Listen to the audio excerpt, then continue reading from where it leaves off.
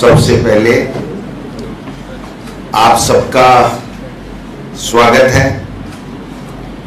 छोटे से निवेदन के ऊपर बहुत ही कम समय में आप सब लोग पधारे, आपका स्वागत, अभिनंदन।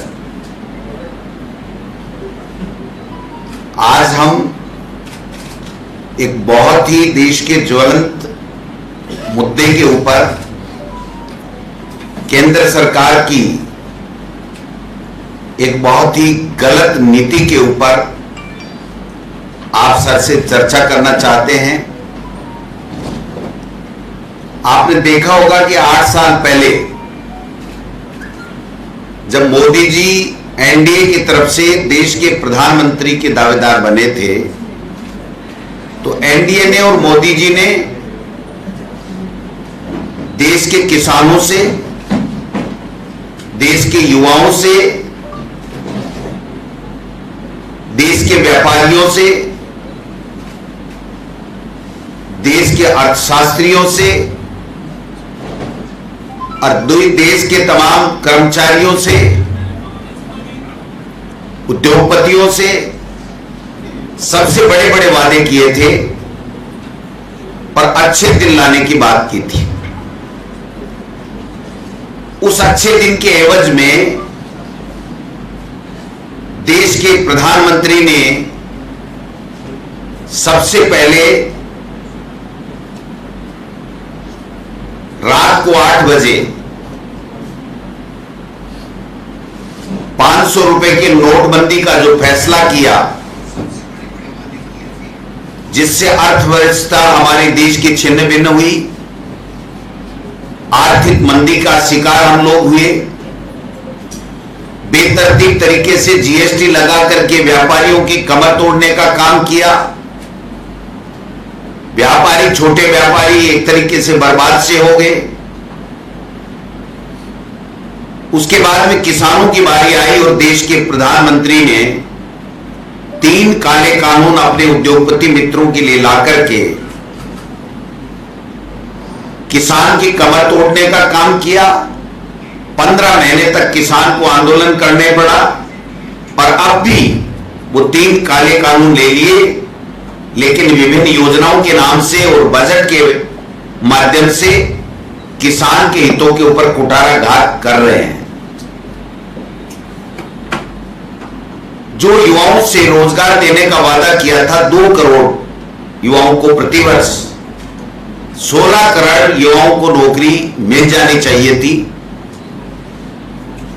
लेकिन देश के प्रधानमंत्री ने जो अग्निपथ योजना के तहत अग्निवीरों की जो संविदा के ऊपर भर्ती करने का जो ऐलान केंद्र की सरकार के द्वारा किया गया है, ये तो सारी हदें पार कर दे। जो देश की सेना, जिसके कारण से जो सरहदों के ऊपर दिन में, ठंड में, गर्मी में, धूप में हमारे सबकी रखवाली करते हैं, हमारे देश की आन बान और शान, एकता और अखंडता के लिए काम करते हैं और शहीद हो जाते हैं, हंसते हंसते अपनी जान कुर्बान कर देते हैं, उनके साथ भी बहुत बड़ा धोखा देश के प्रधानमंत्री जी ने और केंद्र की सरकार ने किया है। 4 साल के लिए अग्निवीरों की भर्ती, 2 साल से भर्तियां निकल नहीं रही हैं। आज भी हमारे केंद्र में 62,29,000 स्वीकृत पद रिक्त पड़े हैं, जिसमें अगर मैं बात कहूं तो अकेले भारतीय सेना के अंदर 2,55,000, सेंट्रल आर्म्ड पुलिस फोर्स के अंदर 91,000 से कहीं अधिक, स्टेट पुलिस फोर्सेस के अंदर 5,31,000 से कहीं अधिक, रेलवे में 2,66,000 से कहीं अधिक। इस प्रकार से 62,29,000 पदों की स्वीकृत पोस्ट होने के बावजूद ये अग्निवीर के माध्यम से ठेके पे लेना, ट्रेनिंग देना और 30,000 रुपए से शुरू करके 40,000 रुपए तक उनको वापस 4 साल बाद में निकाल देना, और यही नहीं, निकाल नहीं देना अयोग्य करके कि उनमें से जो मेरिट के आधार के ऊपर चुने जाएंगे 25%, यानी जो 75% वहां से जो वापिस अपने घरों में जाएंगे वो सारे के सारे फोर्स के हिसाब से, हमारी सेना के हिसाब से रिजेक्टेड लोग हैं जो उस 25% में अपनी मेरिट नहीं बना पाएंगे। एक कंपटीशन तो उनको पहले फौज में भर्ती होना का देना पड़ेगा, फिर दूसरा कंपटीशन अपने आप को उसमें 25% में लाने का देना पड़ेगा, और तब तक न जाने देश के प्रधानमंत्री कब रात को 8 बजे आकर के किस तरीके की घोषणा कर दें, किसी को कुछ भी पता नहीं है। आज पूरे देश में आग लगी हुई है। जिस युवाओं का भारत और जिन युवाओं के वोट के पीछे देश के प्रधानमंत्री बने थे नरेंद्र मोदी जी, और जिस किसान अन्नदाता के वोट से देश के प्रधानमंत्री 2 बार बन गए नरेंद्र मोदी जी, उन्होंने न किसान को छोड़ा, न व्यापारी को छोड़ा और न युवाओं को छोड़ा। आज पूरा देश जल रहा है आग में, और अगर उन्होंने कोई काम करना था तो मैं ये पूछना चाहता हूं कि 543 हमारे सांसद हैं, राज्यसभा के सदस्य हैं, अपर हाउस है, उसके सांसदों के बीच में इस बात की चर्चा क्यों नहीं करनी चाहिए? देश के अंदर नौजवान क्या चाहता है, देश के विद्वान लोग क्या इसके ऊपर अपनी विचार रखते हैं, क्या उसके ऊपर चर्चा नहीं होनी चाहिए थी क्या? जिस प्रकार से नोटबंदी अचानक लाकर के तोहफा देने की कोशिश की गई और उससे हमारे देश की अर्थव्यवस्था पूरी छिन्न भिन्न हो गई, उसी प्रकार से 3 काले कानून लाकर के किसान को बर्बाद करने का एक षड्यंत्र रचा गया, और आज अब युवाओं को गुलाम बनाने का, इस देश के युवाओं, जो भारत की सबसे बड़ी ताकत है हमारा युवा शक्ति, और जिसको 18 साल के को मत का अधिकार देने का काम हमारे नेता राजीव गांधी जी ने किया। वो देश की एकता और अखंडता के लिए शहीद हो गए। राजीव जी की माताजी हमारी नेता स्वर्गीय इंदिरा गांधी जी देश की एकता और अखंडता के लिए बलिदान हो गई। आज उनको टारगेट करके जिस प्रकार से ईडी के छापे, ईडी के नोटिस, ईडी का 3-4 दिन बुलाना, यह काम रह गया है केंद्र की मोदी सरकार का, जबकि होना यह चाहिए था कि उनको मौका मिला, पहली बार उन्होंने जो वादे किए वो पूरे करने चाहिए थे। सेना के शौर्य के पीछे छुप करके इन्होंने दूसरी बार सत्ता हासिल की। आज उस सेना को भी नहीं बख्शा, किसी से कोई चर्चा नहीं की, देश के एक व्यक्ति को भी इसके बारे में कोई पता नहीं कि किस तरह की ये योजना है।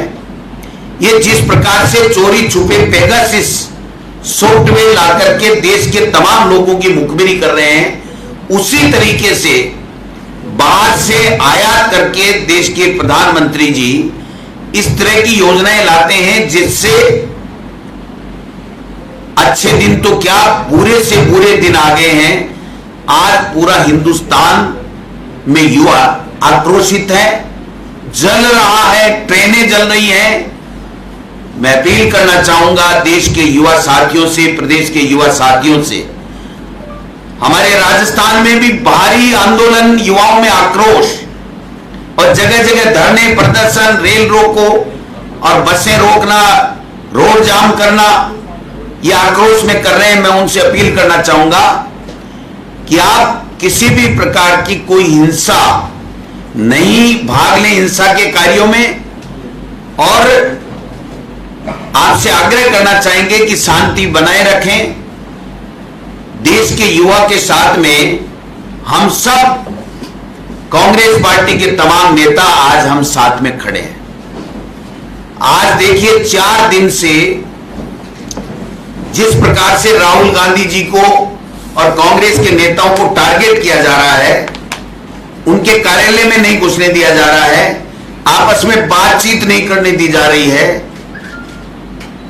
उसके बाद में आज जब मुख्यमंत्री जी वहां दिल्ली में थे तो अचानक सीबीआई को उनके भाई, बड़े भाई अग्रसेन जी के भेज करके और छापा डाल करके डराने का काम ये केंद्र की मोदी सरकार कर रही है।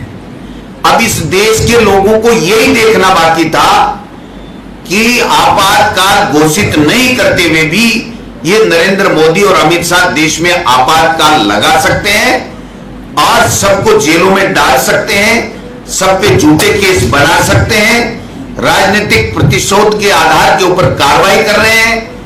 आज सुबह सुबह जब हम उठे तो पता लगा कि हमारे मुख्यमंत्री जी के बड़े भाई के यहां सीबीआई ने रेड डाल दी है। आप देखिए कितने साल पुराना मुकदमा, कुछ भी नहीं मिला, ईडी आके चली गई, कुछ भी नहीं मिला।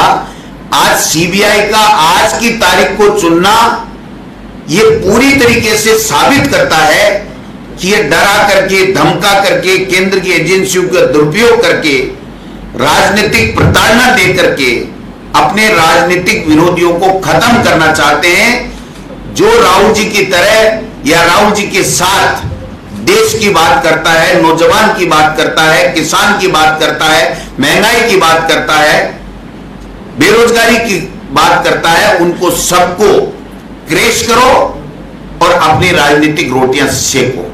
मैं आगाह करना चाह रहा हूं देश के लोगों को, प्रदेश के लोगों को कि ये हिटलरशाही शासन लोकतंत्र को खत्म करने की नींव रख चुका है। लोकतंत्र, प्रजातंत्र नाम की चीज कोई आने वाले 2 साल 4 साल बाद में कोई बचेगी नहीं।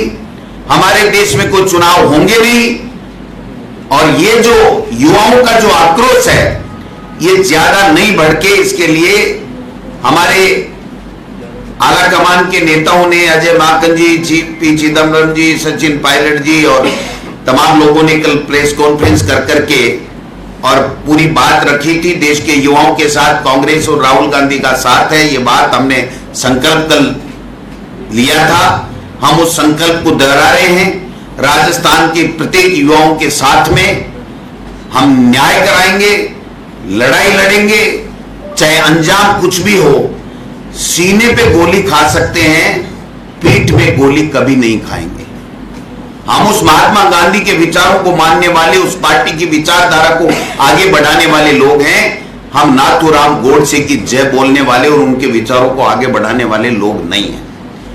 इसलिए हम इस योजना को, इस अग्निवीर के नाम से जो भर्ती की जा रही है, इसको तत्काल वापस ली जाए, देश में शांति स्थापित की जाए, धार्मिक ध्रुवीकरण के आधार के ऊपर अपनी राजनीतिक रोटियां सेकने से बाज रहे और जो राजनीतिक प्रतिशोध के आधार के ऊपर हमारे मुख्यमंत्री जी के बड़े भाई के खिलाफ जिस प्रकार से सीबीआई और ईडी का दुरुपयोग किया जा रहा है, वो तमाशा नरेंद्र मोदी जी और अमित शाह जी बंद करें, वरना पूरे देश में इतना आक्रोश फैल जाएगा, इतनी अराजकता फैल जाएगी कि हमारा हाल पाकिस्तान से भी बुरा होने वाला है अगर यही हालात केंद्र की सरकार के, मोदी सरकार की सोच रही तो। ये बात, हम दोनों बातें, अग्निवीर की और जो सीबीआई का छापा उन्होंने जिस प्रकार से एक समय टाइमिंग चुन करके और बेवजह में किया गया है कि आप दिल्ली में राहुल गांधी का साथ मत दीजिए, आप वहां मत जाइए, आप हमारे खिलाफ मत बोलिए। और मैं आशा करता हूं, आशा ही नहीं पूरे विश्वास के साथ कह सकता हूं कि प्रताप जी के तो होके आ गए थे, इन्होंने एक डाई काट ली, अब दूसरी डाई हो सकता है और आ जाए। हमारे सबके आने वाले हैं। हमने इन सबके लिए सोन पापड़ी मंगा करके घर पे रख रखी है, क्योंकि कहते हैं कि सोन पापड़ी का नाश्ता होता है, 10 दिन वो मंगाई भी खराब नहीं होती, मावा जल्दी खराब हो जाता है। तो कभी भी आए, इनका स्वागत है। लेकिन ये देश का नौजवान जिस राह पे चल पड़ा है इस कल परसों की योजना के बाद में, ये बहुत ही घातक है, बहुत ही खतरनाक है देश के लिए। मैं समझता हूं इससे बड़ा साजिश और इससे बड़ा गलत कदम कोई इस मोदी सरकार का हो नहीं सकता। जो युवाओं का वोट लेकर के, किसानों का वोट लेकर के उनको नहीं बख्शे, व्यापारी हमेशा आप समझते हो कि तकरीबन बीजेपी और संघ की तरफ ही जाता रहा है, लेकिन आज वो व्यापारी भी बहुत परेशान है, बहुत डरा हुआ है। मुझे एक किस्सा बता देता हूं मैं कि गुजरात में मुझे लगाया था, वहां पर मेरे एक विधानसभा क्षेत्र के एक बहुत बड़े व्यापारी हैं, 300 लोग वहां काम करते थे, उनकी फैक्ट्री में आज भी काम करते हैं। मैंने उनको पूछा, आप तो कांग्रेसी हो, कांग्रेस को वोट दोगे? बोले हमारे 5 वोट है, 5 वोट देंगे। मैंने कहा अपनी फैक्ट्रियों में जो 300 लोग काम कर रहे हैं, बोले उनको अगर हमने कह दिया, एक ने भी बार सूचना दे दी तो इनकम टैक्स का छापा हमारे यहां पड़ जाएगा, हमारा व्यापार बर्बाद कर दिया जाएगा। तो ये जो डर और भय जो बन चुका है आज देश में, इससे वापस उबारने के लिए मीडिया के साथियों से भी आग्रह करूंगा कि आप हमारा सहयोग करें, हम इन युवाओं को एक सही दिशा देने का काम करें, उनका साथ दें। हमने किसानों का भी साथ दिया, मीडिया के बंधुओं ने भी किसान के मुद्दे पे भी पूरी तरीके से किसान के साथ खड़े हुए। आज भी चौथा स्तंभ मीडिया है, इससे उम्मीद की जा रही है पूरी की पूरी, कुछ को छोड़ करके।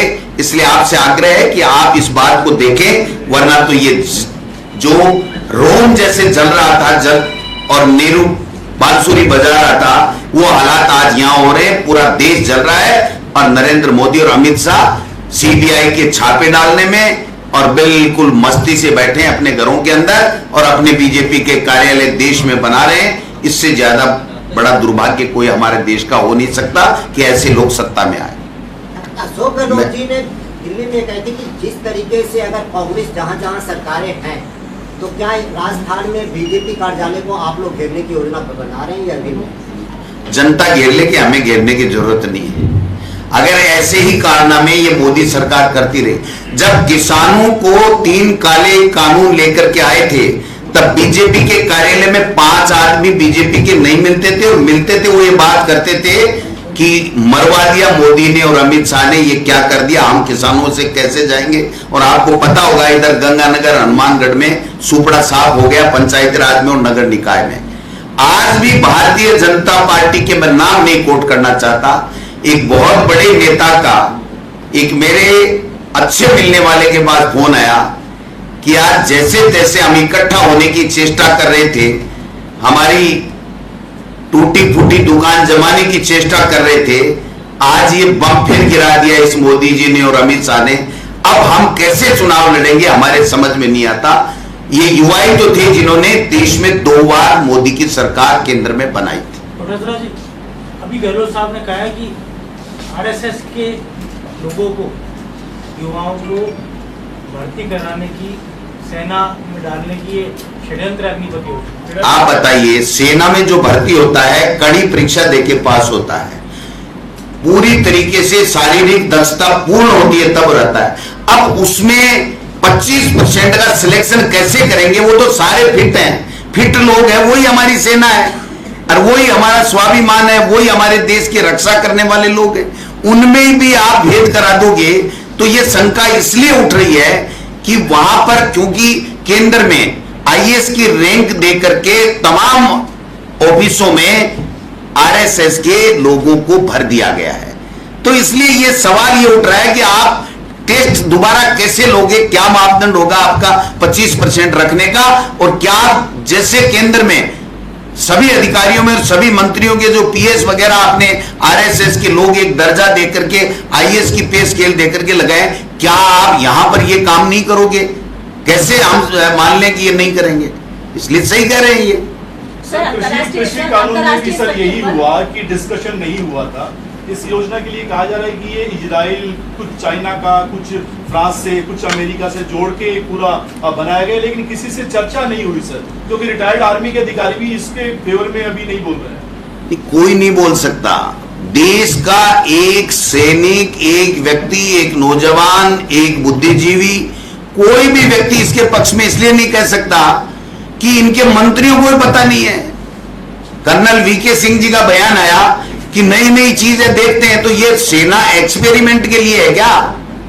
हमारे देश एक्सपेरिमेंट के लिए क्या? वो भी एक्सपेरिमेंट आपने नोटबंदी से कर लिया, आपसे फैक्ट्री से खत्म नहीं हुई, आपसे आतंकवाद समाप्त नहीं हुआ, आपने जीएसटी का प्रयोग कर लिया, छोटे व्यापारियों को खत्म कर दिया एक तरीके से, आपने किसानों से एक्सपेरिमेंट कर करके और जो चीज उनको नहीं चाहिए वो जबरदस्ती पिलाने का काम किया। 15 महीने बाद में देश से नरेंद्र मोदी जी ने माफी मांगी और अब अगर 15 महीने लगा दिए देश से माफी मांग करके इस योजना को वापस लेने से, तो अब इतनी दूर बात निकल जाएगी कि ये देश में जो अराजकता का माहौल होगा वो किसी के संभलने में नहीं आएगा। लेकिन शांति व्यवस्था बनाने में कांग्रेस को भूमिका से बिल्कुल साहब, हम तो बार बार यही कह रहे हैं कि युवाओं को धैर्य रखना चाहिए। हम सब उनके साथ में खड़े हैं, उनके वाजिब हकों की लड़ाई लड़ेंगे, लेकिन हिंसा का सहारा नहीं लेना चाहिए। हमने तो पहले भी कहा, आज भी कहें, आगे भी कहते रहेंगे। हमारे मुख्यमंत्री जी तो ये भी कहते हैं कि एक गृह मंत्री या देश का प्रधानमंत्री अपील तो करे कि देश में किसी बात को लेकर के हिंसा नहीं होनी चाहिए, और अगर कोई हिंसा करता है तो उसको बर्दाश्त नहीं किया जाएगा, उसके खिलाफ कानूनी कार्रवाई की जाएगी। ये उनके खिलाफ कानूनी कार्रवाई नहीं करके, और ये तो जो छोटा मोटा अपना व्यापार करते हैं किसी राजनीतिक व्यक्ति से, अगर उनकी रिश्तेदारी है, उनका परिवार है, तो उनके ऊपर सीबीआई का और ईडी का छापा डाल रहे हैं। और आप देखना, इनके पास में 15-20 की लिस्ट बनी हुई है, यहां आने वाले हैं। हम तो वेट कर रहे हैं सारे के सारे लोग कि कब आए, कब उनका मुखड़ा देखें, कैसे कैसे हैं, कैसे बर्ताव करते हैं, क्या करते हैं। अभी तो सुन ही रहे कि आते हैं, 7-8 दिन बैठ जाते हैं, सब घर वालों को परेशान करते हैं, जब कुछ भी नहीं मिलता तो कहते हैं ऊपर से जब तक आदेश नहीं आएगा तब तक हम नहीं जाएंगे। और ये बात हमने कल परसों प्रताप जी और हमने भी देखी है कि जब हमने कहा भाई मैं प्रदेश का अध्यक्ष हूं, मैं एआईसीसी में क्यों नहीं जा सकता, तो उन्होंने कहा ऊपर से आदेश नहीं है। मैंने कहा ले लीजिए, तो बोले साहब ये आईजी साहब बैठे हैं, तो आईजी से पूछ के आए, तो कहने लगे कि आईजी साहब कह रहे हैं ऊपर से आदेश लेंगे तब बात करेंगे। तो आईजी से ऊपर कौन है? अमित शाह ही तो है, और कौन है आप बताओ? ये ईमानदारी की बात है, मैं कोई झूठ नहीं बोलता, आप कहो जहां कहने को तैयार हूं। प्रताप जी भी बोलेंगे। सर ये परंपरा तो राजस्थान में भी है कि जब भी कोई दुस्साहस होता है पुलिस का, तो पुलिस कहती है ऊपर से आदेश है, तो ऊपर से आदेश का तो सिस्टम यहाँ भी बना हुआ है। कोई सिस्टम नहीं है यहाँ, कोई नहीं कहता है, कोई नहीं कहता है। ये आपके व्यक्तिगत विचार हो सकते हैं, माफ करना, नहीं, आपके व्यक्तिगत विचार हो सकते हैं, कोई नहीं कहता ऊपर से आदेश। सर एक प्रश्न और है मेरा कि अंतर्राष्ट्रीय स्तर पर जो हालात बन रहे हैं, उस आधार पर अगर घर घर फौजी पैदा हो जाए तो उसका ऑब्जेक्शन क्या है? किसको? आप कौन से अखबार से हैं? सर हिलव्यू समाचार आप हैं? हिलव्यू समाचार से हूँ सर। किससे? हिलव्यू समाचार है कोई जानते हो भाई? हमने देखा नहीं, सुना जानने की आवश्यकता इसलिए नहीं है क्योंकि कुछ समाचार पत्र ऐसे हैं जो सच्चाई लिखते हैं, तो उनको आप ठेके पे सेना भर्ती कराना चाहते हो, इसके पक्ष में हो आप पक्ष में हो क्या? तो बिल्कुल मैं पक्ष में हूं सर। घर घर फौजी होगा तो क्या हमारे घर घर फौजी कहाँ होगा? वो तो बेरोजगार होगा, भूतपूर्व होगा। 23 साल का व्यक्ति भी भूतपूर्व हो जाएगा। अरे 23 साल में तो शादी नहीं होती, वो भूतपूर्व कैसे हो जाएगा? नहीं, उसके बाद में ओके, थैंक यू। जी मेरा ये सवाल था कि इसी हॉल में दिसंबर 2018 में राजस्थान के बड़े बड़े नेता थे, सचिन पायलट, गहलोत साहब और दिल्ली से भी लोग आए थे। उन्होंने कहा था कि वसुंधरा राज्य सरकार ने 20,000 करोड़ का खान घोटाला किया है। 4 साल गुजर गए, इसी तरह मोदी सरकार को कोस रहे हैं, उस समय वसुंधरा राज्य को कोस रहे थे, लेकिन कुछ हुआ नहीं। 4 साल में उनको बंगला जरूर दे रखा है मुख्यमंत्री जी ने, क्या कहेंगे आप? बंगला तो किसी को कानून से मिलता है। मैं एमएलए हूं, फिर भी मुझे मंत्री का बंगला दे रखा है क्योंकि राजस्थान में कानून है। अगर कानून से किसी को कोई चीज मिलती है तो कोई आपत्ति नहीं है। हमारे यहाँ पर बिना कानून के किसी तरह की कोई चीज नहीं की जाती। और वो 20,000 करोड़ का घोटाला जो इसी हॉल में लगाया था वसुंधरा राज्य सरकार पे, 4 साल गुजर गए। सीएजी के घोटाले का क्या हुआ? विनोद राय ने लगाया था, देश का तख्ता पलट दिया था और देश से माफी मांग रहा है कोर्ट में जाकर के। अगर किसी ने कोई घोटाला किया, गलत काम किया, उसकी जांच होगी, उसकी कार्रवाई होगी, कहां चिंता करने की बात है। लेकिन हम राजनीतिक प्रतिशोध के आधार पर काम नहीं करते।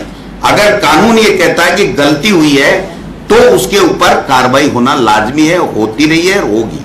सर राहुल गांधी को सोमवार को फिर से बुलाया जा रहा है पूछताछ के लिए, तो आगे अब वो तो देखो, वो तो परेशान करेंगे, सोनिया जी को भी परेशान करेंगे। जब अशोक गहलोत जी के भाई सीधा साधा एक छोटी सी दुकान करता है, उसको भी नहीं बख्शा, तो ये सबको करेंगे।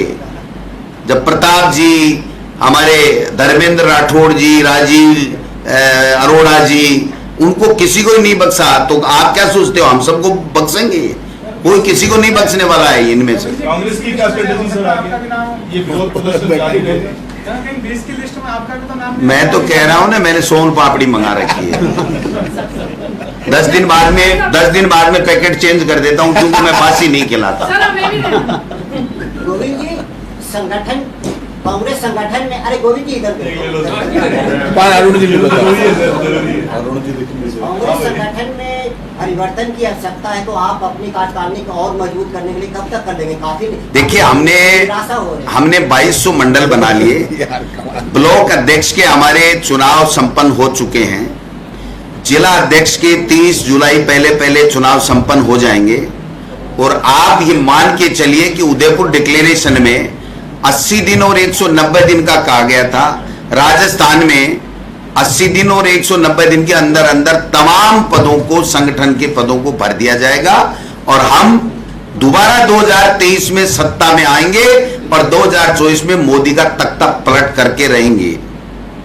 मतलब साल भर पहले इन दिनों चर्चा हो रही थी कि मंत्रिमंडल जो फेरबदल है वो परफॉर्मेंस के आधार पर वोट किया जाएगा, तो अब क्या संभावना बनती है कि राज्यसभा जीत लिया आपने? देखिए, मंत्रिमंडल का पुनर्गठन मुख्यमंत्री जी और आला कमान करते हैं, तो अगर इसका जवाब मुख्यमंत्री जी या अजय माकन जी दें तो बेहतर रहेगा। सर, अजय माकन जी के लिए बात करना चाहूंगी कि फेसबुक के ऊपर उन्होंने एक चित्र डाला है जिसमें राहुल गांधी जी के पीछे 2 कुत्ते चल रहे हैं और उसमें लिखा हुआ है CBI और ED, तो क्या ये चीज उनको शोभा देती है? थैंक यू, धन्यवाद, नमस्कार।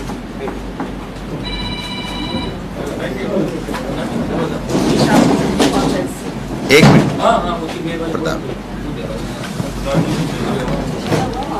आप ईडी के अपने अनुभव साझा कर दो। हाँ, था तो पता है, मैं तो दिल्ली के, मैं खुद ही वीडियो बने। देखिए, आप सब इस बात को जानते हैं कि पूरे हिंदुस्तान में भी एक ही चर्चा है, और चर्चा इस बात की है, मैं नहीं कर रहा हूं, हिंदुस्तान का आम आदमी कर रहा है चर्चा। अडानी जी को एयरपोर्ट मिल रहा 50 साल के लिए, और हिंदुस्तान के नौजवान को जो भूख से लड़ रहा है, बेरोजगारी से लड़ रहा है, उसको नौकरी मिल रही है 4 साल के लिए। फैसला आप कर लो। अडानी जी को 50 साल हवाई अड्डा, और हिंदुस्तान के बेरोजगार को जो रोजगार के लिए बैठा इंतजारी कर रहा था, आवाज दे रहा था, नौकरियां खाली पड़ी है सेना में, केंद्र सरकार में सबसे ज्यादा नौकरियां खाली है। अचानक ये तो एजेंडा लेकर आए सेना के नाम से, सीधी चुनौती दी है सेना को। सेना हमारा गौरव है, हमारा शौर्य, हमारा स्वाभिमान है। और सुन लेना आप, आज मैं आपसे कह रहा हूं, पहले किसान के सामने झुके थे, ये देश कांग्रेस और बीजेपी में बांटने का किसी को हक नहीं है। राजस्थान के मुख्यमंत्री भैरू सिंह जी जाते थे दिल्ली में, प्रधानमंत्री कांग्रेस के जितने प्रधानमंत्री हुए, पता कर लेना, खड़े होकर सम्मान देते थे उनको। और वसुंधरा जी के टाइम पे भी प्रधानमंत्री रहे होंगे अध्यक्ष जी कांग्रेस के। वसुंधरा जी गई तो उनको कभी गिरफ्तारी नहीं हुई। राजस्थान के मुख्यमंत्री अशोक गहलोत जी जाते हैं और आप उनकी आधी गाड़ियां रोक देते हैं। प्रदेश अध्यक्ष अपना परिचय देता है, कहता है मैं एक्स मिनिस्टर हूं, मैं प्रदेश अध्यक्ष हूं, मेरे कार्यालय में जा रहा हूं, और आप उनको रोक देते हैं। इस देश में प्रांत का झगड़ा कभी नहीं हुआ। आप तो अब राज्य में और केंद्र में टकराव की स्थिति पैदा आपने कर दी। आप देश को किस ओर ले जाना चाहते हैं ये तय कर लेना। ये कांग्रेस और बीजेपी बाद में बनी है, पार्टियां बाद में बनी है। ये देश तो सतयुग से है, सतयुग में तो विश्वगुरु कहते थे लोग, और बाद जब त्रेता में भगवान राम आए तो राम राज्य आया, फिर भगवान कृष्ण आए, और अब कलयुग चल रहा है। कलयुग में तो रिकॉर्ड टूट गया। जनता ने जितने ज्यादा वोट दिए उतने ज्यादा एक्सपेरिमेंट मोदी सरकार कर रही है। और मुझे ये बता दो, अभी तक तो पोल खुलना बाकी है, मैं मुख्यमंत्री जी से बात करूंगा, अध्यक्ष जी और महेश जी भी करेंगे। मेरे पास ये है कि राजस्थान की सरकार के से परमिशन लिए बगैर सीबीआई रेड नहीं कर सकती। मेरे पास जो है, हो सकता है मेरी सूचना गलत हो, बंगाल में सीबीआई के घुसने पर प्रतिबंध है, राजस्थान में सीबीआई के घुसने पर प्रतिबंध है, क्योंकि मैं जब परिवहन मंत्री था, मेरी होम सेक्रेटरी, मेरे परिवहन शासन सचिव भी थे मिस्टर अभय कुमार सिंह, उनसे मेरी बात हुई। अभी मैं अधिकारियों से बात करूंगा, मैं भी सरकार का एक हिस्सा हूं।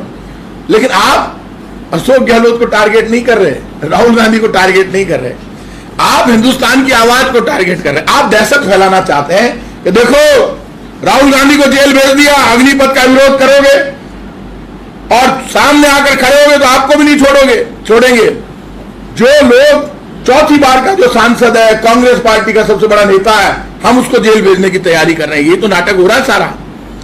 आप राहुल गांधी को जेल भेजकर उसकी आवाज बंद नहीं कर सकते। इंदिरा जी का प्रधानमंत्री थी, इंदिरा जी मोदी जी की जगह, गोलियां लगी ना, गोलियां लगने से क्या कांग्रेस की आवाज बंद हो गई? इंदिरा जी ने कहा मेरे खून का अंतिम कतरा भी बह जाए लेकिन पंजाब से आतंकवाद खत्म करके दम लूंगी। आज पंजाब में आतंकवाद नहीं है। इंदिरा जी को याद करते हैं लोग। आज श्रीलंका में आतंकवाद नहीं है, राजीव जी को उड़ा दिया गया।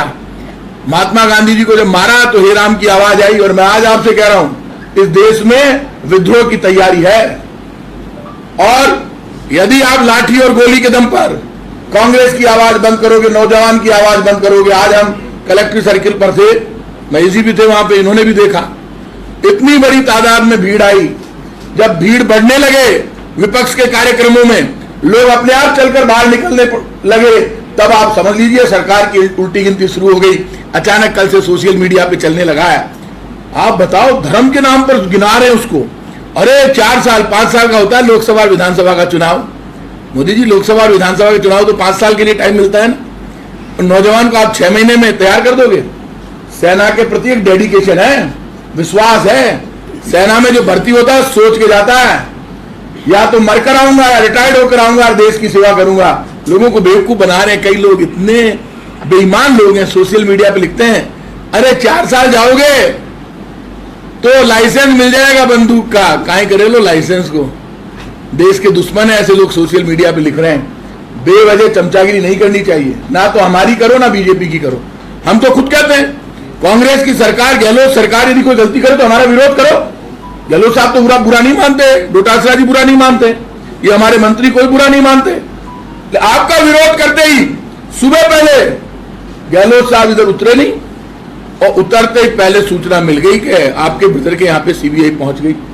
तभी तो अध्यक्ष जी कह रहे हैं आप सीबीआई, ईडी, इनकम टैक्स, इनका सम्मान तो सुरक्षित रखो, इनका सम्मान खत्म हो जाएगा। आप बार बार घेरोगे, बार बार ये करोगे तो ये इससे भरोसा उड़ जाएगा। इसलिए मैं इतना कह सकता हूं कि राजस्थान में ये आन बान और शान का प्रदेश है। यहाँ पे धर्म और जाति का टकराव नहीं है। राजस्थान लोगों के आंख की किरकिरी बना हुआ है, क्योंकि राजस्थान में कांग्रेस की सरकार ने अभी बड़ी उपलब्धि हासिल की। राज्यसभा की 3 सीटें मुख्यमंत्री जी के नेतृत्व में हम जीत गए। एक भी वोट इधर उधर नहीं हुआ। पेट में दर्द चालू हो गया। पेट में दर्द चालू कई दिनों से, क्योंकि राजस्थान में 80% वादे पूरे हो गए घोषणा पत्र के। आप आश्चर्य करोगे, 36 लाख घर, 36 लाख घरों में जीरो बिल आता है, क्योंकि 50 यूनिट तक चीफ मिनिस्टर ने घोषणा कर दी बजट में बिजली फ्री। 36 लाख मकानों में बिजली फ्री हो गई। वो जय जयकार लगा रहे हैं, कांग्रेस सरकार जिंदाबाद के नारे लग रहे हैं। मुख्यमंत्री जी ने घोषणा कर दी। 26 लाख किसान फ्री में बिजली ले रहे हैं, जीरो बिल आ रहा है, क्योंकि 12,000 रुपए साल के उनके जमा हो रहे हैं। बाढ़ में लाख परिवारों को बुजुर्ग, विकलांग, विधवा पेंशन जाती है, किसी को 1500, किसी को 1250, किसी को 750, किसी को 1000। बाढ़ में लाख परिवारों को। मॉडल स्टेट है राजस्थान, इसलिए अब पीछे पड़ गए सब। हमारी नकल कर रहा है पंजाब, हमारी नकल कर रहा है दिल्ली, हमारी नकल कर रहे हैं बाकी बीजेपी के राज्य, लेकिन कल कर नहीं पा रहे। हमारी नकल पूरी दुनिया कर रही है कि ये मॉडल स्टेट है जो ऑर्गन ट्रांसप्लांट करता है, जो हार्ट का ऑपरेशन करता है, जो MRI, सिटी स्कैन सब फ्री, दवाई फ्री, जांच फ्री, इलाज फ्री, सब कुछ फ्री और बढ़िया इलाज। पूरा हिंदुस्तान आता है। हमें तो पता है। अब 1.5 साल रह गए चुनाव के। बीजेपी राजस्थान में विपक्ष की भूमिका नहीं निभा पाई, आंदोलन कर नहीं पाई। जिनके चेहरे पूरे काले हो और जिनकी नीयत में खोट हो और जिनका दिल काला हो, वो कितने ही ब्लैक पेपर निकाल लें। मैं उनसे कहूंगा मौका आ गया। गहलोत सरकार और मोदी सरकार के काम की तुलना कर लो। चाहे मोदी सरकार को चिट्ठो टिकाड़ो, मैं गहलोत सरकार को काट दिया। फैसलो कर लिया कि कौन कितना वादा पूरा करे। हमने 80% वादे पूरे कर दिए, मोदी जी ने तो एक भी वादा पूरा नहीं किया। सारे बड़े काम तो हमने किए। राइट टू एजुकेशन हम लेकर आए, राइट टू इंफॉर्मेशन हम लेकर आए, राइट टू फूड हम लेकर आए, right to work, Mahatma Gandhi रोजगार गारंटी का नरेगा हम लेकर आए। एक योजना ये लाए नहीं, किसी योजना का प्रचार करेंगे। प्रचार एक है, ये ताकत के दम पे भ्रम पैदा करके और खुद की चोरी को छुपाने के लिए दूसरों के माथे चोरी करके और ये साबित करना चाहते हैं देखिए साहब कांग्रेस ने ये किया। ये वक्त ये नहीं है कि राहुल गांधी ने क्या किया, ये वक्त ये भी नहीं है कि राजीव गांधी जी के जन्म से पहले, अपने उनके पिता के जन्म से पहले जो नेशनल हेराल्ड अखबार निकलता था, लोग पूछ रहे हैं नेशनल हेराल्ड क्या है? ये तो आजादी का एक अखबार था। आप उसके बहाने रोज राहुल गांधी जी को बुलाते हैं। आप राहुल गांधी जी से हिसाब पूछ रहे हैं। प्रधानमंत्री जी, केंद्र सरकार से देश हिसाब पूछ रहा है। कभी किसान को मारने की योजना लाते हो, कभी अग्निपथ पर नौजवान को जलाना चाहते हो, कुचलना चाहते हो, देश में आग लगाना चाहते हो। ट्रेनें चल रही है, हर प्रांत में आंदोलन चल रहा है, सर फूट रहे हैं, गोलियां चल रही है, आंसू गैस चल रही है। 2 दिन में तूफान आ गया। ये आप आज कह रहा हूं मैं आपको, सेना के सम्मान में पूरा भारत खड़ा है और ये पूरा भारत मिलकर लड़ेगा लड़ाई, कोई चुप नहीं होगा। अब लोगों को पता चल गया कि राहुल गांधी जी को इसलिए जल्दी कर रहे थे कि राहुल गांधी जी की तरफ ध्यान डाइवर्ट करके इनको फंसू के जेल भेज दो और अग्निपथ की आग में पूरे देश को जलने दो। लेकिन अब राहुल गांधी में भी संस्कार अच्छे हैं और जिनकी नीयत अच्छी होती है ना, उनके घर में बरकत भी अच्छी होती है। कांग्रेस की और कांग्रेस के नेताओं की नीयत खराब नहीं है, पाप नहीं किया। कांग्रेस ने बलिदान देकर राजनीति की है, तो हमारी नीयत खराब नहीं है। तो हमारी नीयत खराब नहीं तो हमारे घर में बरकत भी अच्छी होगी। सुन लेना आप, वल्लभनगर भी जीते थे, दरियावत भी जीते थे, वल्लभनगर में उनकी जमानत भी जब्त हुई थी, बाकी चुनाव भी जीते थे। ये उल्टी गिनती शुरू हुई। बीच में तो हमें लगा, मैंने अध्यक्ष जी से कहा था जब इन्होंने धर्म के नाम पर दंगे करवाए, लेकिन उस वक्त ये पोल खुल गई कि जल्दी दंगे करवा दिए इन्होंने। अब लोगों में पोल खुल गई है, कुछ भी कर ले। राजस्थान से ये राहुल गांधी पे हाथ डालने की इन्होंने कोशिश की, राजस्थान से इनकी उल्टी गिनती शुरू होगी। लगातार आंदोलन चलेगा, किसी भी कीमत पर केंद्र के जुल्म के आगे दबेंगे नहीं, झुकेंगे नहीं, लड़ेंगे, क्योंकि हमें लड़ना भी आता है, मरना भी आता है और जनता के मुद्दों पर सरकारों को झुकाना भी आता है। प्रताप जी, जब आप ये बता रहे हैं तो जो आप जो कांग्रेस के साथ जो अन्य जो पार्टी जो जुड़ी हुई है, वो साथ क्यों नहीं उतर रहे? वो सड़क पे क्यों नहीं उतर रहे हैं? अरुण जी, मैं खुद नहीं ले लेशा सागे। अब बताओ यार, लड़वा ने जो निकलिया करे आ तोड़ना देखो यार, कौन सागे चाल रही है, लड़वा सब आ जाओ, किसने बुला ले। और भी तो पार्टियां हैं, और भी पार्टियां क्यों नहीं आपके साथ आ रहा हाँ, है? ले ले जा रहे विपक्ष। मैं कह रही हूँ जनता तैयार बैठी है, लोग इतने हैं कि सारे अपने देखो, जब जनता खड़ी हो जाए, लोग कांग्रेस की तरफ देख रहे हैं, लोग राहुल गांधी की तरफ देख रहे हैं, अशोक गहलोत की तरफ देख रहे हैं। आप चिंता मत कीजिए, लोग चाहते हैं कांग्रेस एक बार फिर उतरे, तो कांग्रेस बलिदान के लिए तैयार है। सर, अभी राशन कार्ड बने 15 दिन के लिए वो चला था, तो इसमें अधिकतर लोग रह गए, उनके लिए नहीं, अभी हमने 15 दिन डेट बढ़ाई थी, आप समझो, और अधिकतर नाम जुड़ गए। अब ई मित्र पे ही बढ़ाई है, फिर भी आपके कोई रह जाए तो बता देना, जोड़ दें। जी, मेरा ये सवाल था कि 17.5 से 21-22 साल तक जो युवा चाय की थड़ियों में समय खराब करता है, अगर वो 4 साल ट्रेनिंग प्लस उसको कुछ पैसा मिलता है तो उसमें क्या बुराई है? भाई जी, एक बात सुन लो आप, मैं आपको आज कह रहा हूँ खुद, मेरे परिवार के लोग भी सेना में रहे, सिक्कर तो भरा पड़ा अध्यक्ष जी का। ये जो 4 साल का मामला आया ना, हमारी सेना की ट्रेनिंग इतनी जबरदस्त है, बच्चे तैयारी करते हैं 8-8 साल तक, तो तब फौज में भर्ती होते। आप उसको 6 महीने की ट्रेनिंग, हमारी पुलिस की भर्ती ज्यादा है, 9 महीने की ट्रेनिंग है। हमें बेवजह अंधे होकर किसी पार्टी या किसी नेता का साथ नहीं देना चाहिए, सच का साथ देना चाहिए। हमारी सेना का जो स्ट्रक्चर है, जो आजादी के बाद कांग्रेस पार्टी ने खड़ा किया, वो पंडित नेहरू उस वक्त इतने इंटेलिजेंट थे, क्या सोच थी उनकी। श्यामा प्रसाद मुखर्जी कौन थे? उन्होंने अपने मंत्रिमंडल में मंत्री बनाया, जनसंघ के संस्थापकों में थे, क्योंकि उनकी सोच बड़ी थी। पंडित नेहरू उस वक्त देश बनाना चाहते थे, तब ये ढांचा बना। आज सेना को कमजोर करने के लिए लगा, अब सेना पे एक्सपेरिमेंट हो रहा है। आप इस बात को मानो, बीजेपी कांग्रेस छोड़ो, ये देश का सवाल है और देश के सवाल पे कांग्रेस कभी समझौते नहीं करती, क्योंकि देश बनाने में कांग्रेस सबसे आगे खड़ी रही है।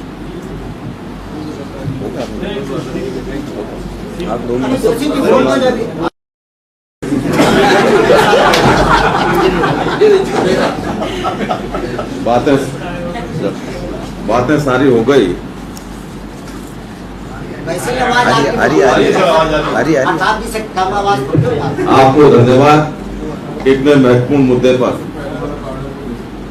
जिसने पूरे देश को उद्वेलित कर दिया, आंदोलित कर दिया, उस मुद्दे पर माननीय प्रदेश अध्यक्ष जी ने, प्रताप जी ने अपनी बात आपके सामने रखी और आपसे भी अपील है, देश हम सबका। अगर देश का युवा, देश का प्रबुद्ध वर्ग उद्वेलित होता है, आप मान के चलिए कोई गहरी साजिश की भी हो सकती। आनंद फानंद में देश की सेनाओं के स्ट्रक्चर को, उसे छेड़छाड़ करना निश्चित रूप से बहुत गंभीर बात है। भारत और पाकिस्तान के लोकतंत्र में क्या अंतर है? भारत में फौज का सियासी दखल नहीं है, इसलिए भारत में लोकतंत्र कायम है, और पाकिस्तान जैसे मुल्कों में फौज का दखल सियासत में होने से वहां नरक जैसी स्थिति है, डेमोक्रेसी तो है ही नहीं। तो देश की जो फौज, जिसने चाहे 1962 की लड़ाई हो, 65 की हो, 71 की हो, जिस देश ने अपने शौर्य का प्रदर्शन हर लड़ाई में किया, हथियार नहीं थे तो भी लड़े, ऐसी बहादुर और महान फौज के स्ट्रक्चर में किसी भी प्रकार का छेड़छाड़ करना निश्चित रूप से बहुत गंभीर बात है। देश का युवा उन्मूलित है, देश के प्रधानमंत्री जी ने अपनी विश्वसनीयता खो दी है, चाहे नोटबंदी की बात हो, जीएसटी की बात हो, किसानों के खिलाफ जो बनाए गए 3 कानून थे उनकी बात हो, या आज ये जो देश की सेनाओं के साथ छेड़छाड़ करने की बात हो, ईडी के नाम पर, इनकम टैक्स के नाम पर, सीबीआई के नाम पर, इन तीनों एजेंसीज को राजनीतिक हथियार के रूप में काम में लेने की बात हो, प्रधानमंत्री जी ने विश्वसनीयता खो दी। देश अगर ऐसा ही चलता रहा तो देश अराजकता की तरफ बढ़ेगा, बहुत मुश्किल हो जाएगी। प्रधानमंत्री जी को आगे बढ़कर दखल देना चाहिए। ये जो फौजी में जो अग्निपथ कह लें, अग्निवीर कह लें, ये जो स्कीम इन्होंने बनाई है, इसको वापस लेना चाहिए। अनावश्यक रूप से राहुल गांधी जी को जो ईडी के सामने उनको बार बार परेशान करने की दृष्टि से जो उनके खिलाफ उनको बुलाया जा रहा है, उसको बंद करना चाहिए। मुख्यमंत्री अशोक गहलोत जी के जो बड़े भाई हैं, पहले ईडी के नाम पर और सीबीआई के नाम पर जो डराने की उनको कोशिश हो रही है, वो बंद होनी चाहिए। कांग्रेस का कार्यकर्ता ही नहीं डरता, वो तो अशोक गहलोत जी तो कांग्रेस के मुख्यमंत्री हैं तीसरी बार। कांग्रेस का कोई कार्यकर्ता डरने वाला नहीं है, लेकिन लोकतंत्र के साथ ये खिलवाड़ के रूप में इन एजेंसियों का दुरुपयोग देखा जाएगा। अभी प्रताप जी नेशनल हेराल्ड की बात कर रहे थे, एक साजिश के तहत ये सब हो रहा है, और बहुत गहरी साजिशों में से एक साजिश ये भी है कि देश के युवाओं को कैसे आजादी की लड़ाई से बिल्कुल अलग कर दिया जाए। अब तक देश में 2 तरीके के इतिहास चलते हैं, आजादी से पहले का इतिहास और आजादी के बाद का इतिहास। नरेंद्र मोदी जी की साजिश है कि 2 तरह का इतिहास तो रहे, लेकिन एक इतिहास तो रहे नरेंद्र मोदी से पहले का इतिहास, और दूसरा इतिहास है नरेंद्र मोदी के बाद का इतिहास। बहुत गंभीर साजिश है। देश की आजादी के जो सेनानी रहे, उनको, उनसे युवाओं को काटने का प्रयास हो रहा है। जो युवा वर्ग अपनी आजादी का इतिहास नहीं पढ़ेगा, वो देश के निर्माण भी नहीं कर पाएगा।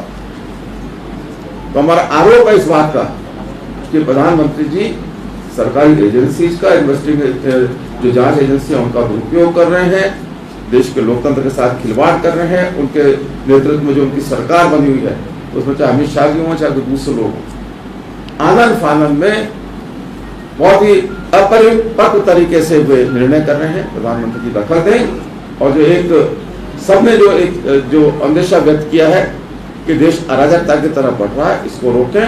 देश में लोकतांत्रिक व्यवस्था है, उसको कमजोर करने की जो कोशिश हो रही है, उनको रोकें। देश में लोकतंत्र को मजबूत करें, देश की एकता और अखंडता को मजबूत करें। आप सबका धन्यवाद। रोहित जोशी जी के भी विपक्ष का है क्या, उसके ऊपर भी क्या चीज? रोहित जोशी जी के भी मामले में भी मैंने विपक्ष का धन्यवाद, है क्या? थैंक यू, धन्यवाद।